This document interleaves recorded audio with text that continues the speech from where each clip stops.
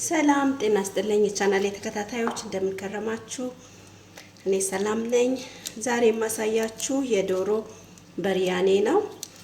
ያው እንደምታውቁት የዶሮ በርያኔ የህንዶች ሀገር ምግብ አሰራር ነው። እንዴት አድርገን በቀላሉ እንደምንሰራ ነው። እንደምታዩት እዚህ ጋር ዶሮ አዘጋጅቻለሁ። በደንብ የታጠበ ዶሮ ማለት ነው። እዚህ ጋር እርጎ አለኝ። አንድ ኩባያ ያህል እርጎ ጨምርበታለሁ ማለት ነው።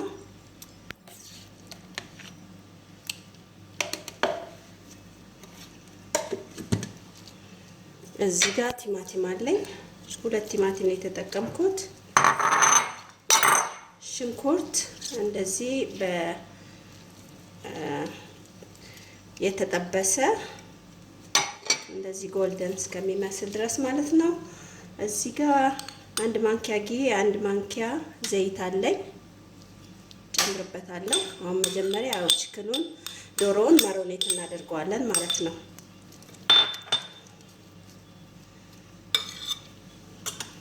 እሺ እዚህ ጋር ዝንጅብል ከነጭ ሽንኩርት ጋር የተደቆሳለኝ። እዚህ ጋር እርድ አለኝ። እዚህ ጋር ደግሞ የሲናሞን ማለት የቀረፋ ቅመም አለኝ፣ የቁርንፉድ ቅመም። እዚህ ጋር ደግሞ ሄል አለኝ። እዚህ ጋር በርበሬ አለኝ። እኔ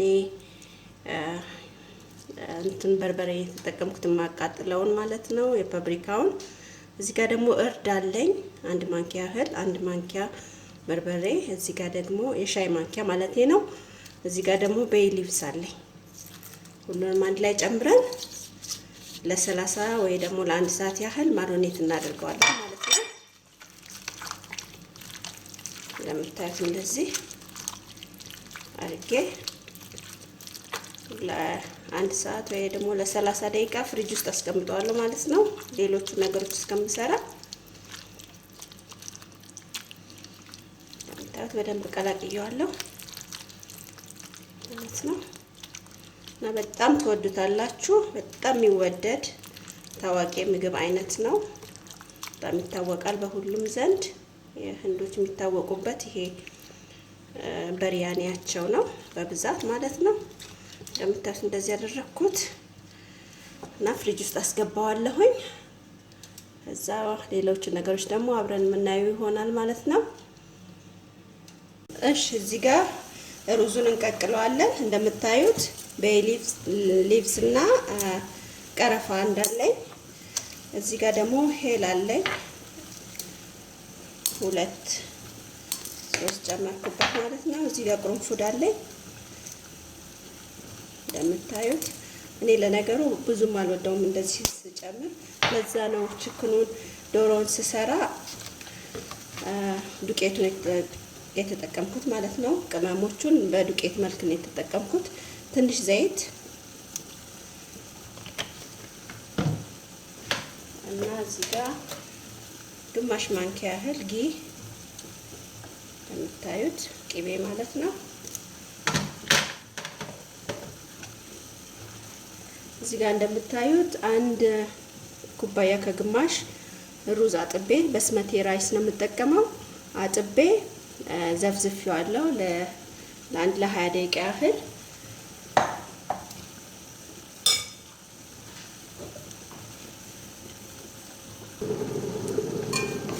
እንግዲህ ያው እንደምታዩት ለአንድ ለ2 ደቂቃ ያህል ጠብሼዋለሁ ቅመሞቹን ማለት ነው። አሁን ውሃ ጨምርበታለሁ።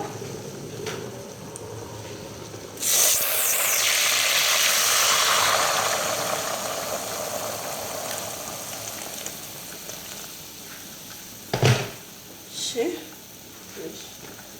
ዘማኝ ውሃ ጨምርበት ለሩዙ መቀቀያ ማለት ነው። እና አሁን ሩዙን ጨምረዋለሁ ማለት ነው።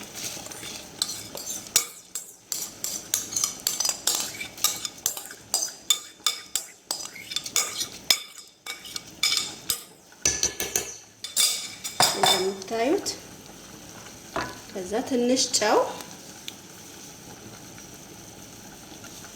እና ሩዙን እናበስለዋለን እዚህ ጋር ማለት ነው። ግን መብሰል በጣም መብሰል የለበትም። እሺ እንግዲህ እንደምታዩት እዚህ ጋር ሩዙ እየበሰለ ነው። በጣም አላበስለውም። እና እዛ ጋር ደግሞ እንቁላል ጥጃለሁ። አሁን እዚህ ጋር የሚሰራው ስራ አለ ማለት ነው።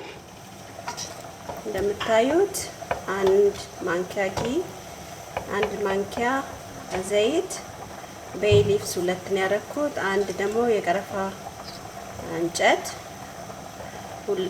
3 ሄል አድርጌያለሁ። ቁርንፉድ እንደዛው 3።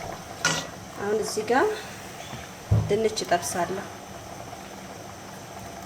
እንደምታዩት ድንቹ እንደዚህ በትላልቁ ከትፌዋለሁ ማለት ነው።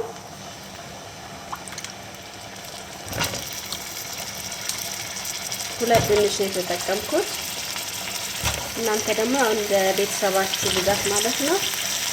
አሁን ይሄንን ማቅላላት ጀምራለሁ፣ አበስላለሁ ማለት ነው። ድንቹ እሺ፣ እንደምታዩት ድንቹ ያው የተጠበሰ ነው። እንደምታዩት ጎልደን ብራውን የሆነ ነው። አሁን ዶሮን እጨምራለሁ ማለት ነው።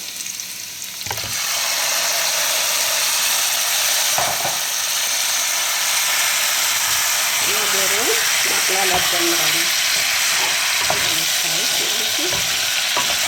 በደንብ አድርገን እናበስለዋለን ማለት ነው።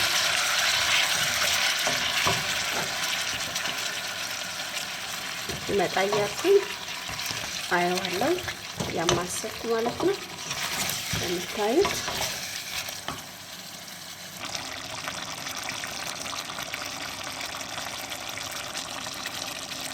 እንደምታዩት እንግዲህ የበሰለ ነው ማለት ነው። እንደዚህ እየነካካ እናበስለዋለን ማለት ነው። እዚህ ጋር ደግሞ ሩዙ ያው ደርሶ አውጥቼዋለሁ። እንደምታዩት በጣምም አልበሰለም ማለት ነው። እዚህ ጋር ደግሞ እንቁላል ያው ቀቅያለሁ። ይሄንን መብሰሉን ማየት አለብን። ዶሮ መብሰል አለበት። እያማሰልን እንቀጥላለን ማለት ነው። ደግሞ ጨው መጨመር እንዳንረሳ። ትንሽ ጨው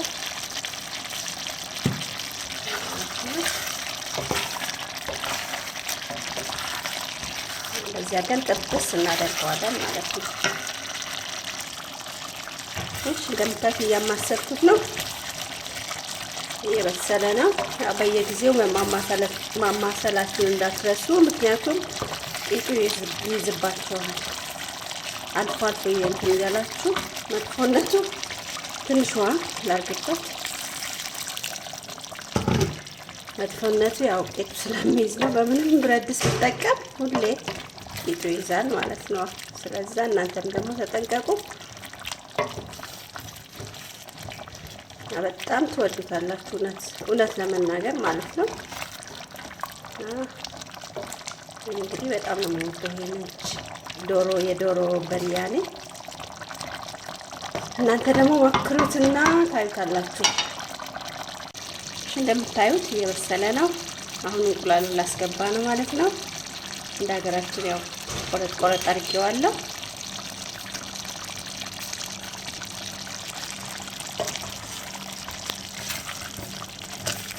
ኦኬ አሁን ሩዙን ነው የምጨምረው ማለት ነው። እንደምታዩት ቀስ እያልኩኝ ከላይ ነው እንደዚህ በተን እያደረግኩ እንትን የምለው ማለት ነው።